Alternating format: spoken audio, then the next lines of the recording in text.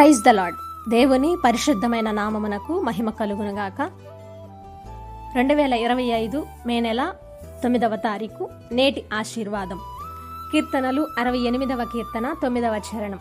దేవా, నీ స్వాస్థ్యము మీద నీవు వర్షము సమృద్ధిగా కురిపించితివి, అది అలసియుండగా నీవు దానిని బలపరిచితివి. దేవుడి పరిశుద్ధ వాక్యమును దీవించునుగాక. మన దేవుడు మనల్ని బలపరిచే దేవుడు. ఈ మాట దేవుని స్వాస్థ్యమైన ఇశ్రాయేలీల గురించి చెప్పబడిన మాట.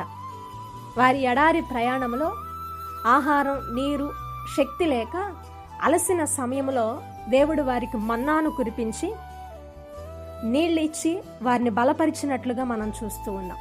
ఆనాడు ఇశ్రాయేలులు మాత్రమే కాదు ఆయన స్వాస్థ్యం. ఈనాడు క్రీస్తునందు విశ్వాసం ఉంచిన మనం కూడా ఆయన స్వాస్థ్యం, ఆయన ప్రజలం. మనం అలసి ఉన్నా కూడా ఆయన బలపరుస్తాడు.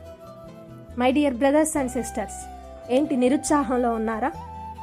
నా జీవిత ప్రయాణంలో ఎదురవుతున్న శ్రమల వలన, అవమానాల వలన ఆధ్యాత్మికంగా, మానసికంగా, శారీరకంగా నేను శక్తిని కోల్పోయాను అని బాధపడుతున్నారా? పరిస్థితులను బట్టి ఒక్క అడుగు కూడా ముందుకు వేయలేక, వెనకకు వెళ్ళలేక అలసిన స్థితిలో ఉన్నాను అని నిరుత్సాహపడుతున్నారా? అయితే ఒక్కసారి నేటి ఆశీర్వాదాన్ని జ్ఞాపకం చేసుకోండి. మీకు ఒక వ్యక్తిని జ్ఞాపకం చేస్తాను. యాకోబు జీవితాన్ని మనం గమనించినట్లయితే ఆదికాండం 32వ అధ్యాయం 24వ వచనంలో యాకోబు ఒక్కడు మిగిలిపోయాను. ఏశావు ఎదుర్కొన వచ్చుచున్నాడని తెలుసుకున్నప్పుడు తన 14 సంవత్సరాలు కొలువు చేసి సంపాదించుకున్న ఆస్తిని, తనకు కలిగిన అంతటిని, భార్యలను, పిల్లలను ఎబ్బేకు రేవు దాటించి పంపివేశాడు.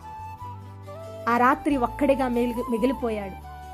యాకోబు జీవితం ఎలా మారిందంటే, వెనకకు వెళ్ళలేడు, ఎందుకంటే 14 సంవత్సరాలు అప్పటికి కొలువు చేశాడు. ముందుకు వెళ్ళలేడు, ఎందుకనంటే ముందు తన అన్న అయిన ఏశావు తరుముతూ ఉన్నాడు. ఆ స్థితి ఎలా ఉందంటే యాకోబుకి అలసిన స్థితిగా ఉంది. అటువంటి టైంలో ఆ రాత్రి యాకోబు దేవునితో గడిపాడు. అలసి ఉన్న యాకోబును ఆ రాత్రి దేవుడు దర్శించి బలపరిచాడు. ఈనాడు వారిని బలపరిచిన దేవుడు ఈ వాక్యం వింటున్న మిమ్మల్ని కూడా బలపరుస్తాడు. So do not be afraid, God will strengthen you. అలసి ఉన్న మిమ్మును దేవుడు బలపరచునుగాక. నేటి ఆశీర్వాదాన్ని బట్టి మిమ్మును, మీ కుటుంబాలను దేవుడు దీవించునుగాక. Amen, amen.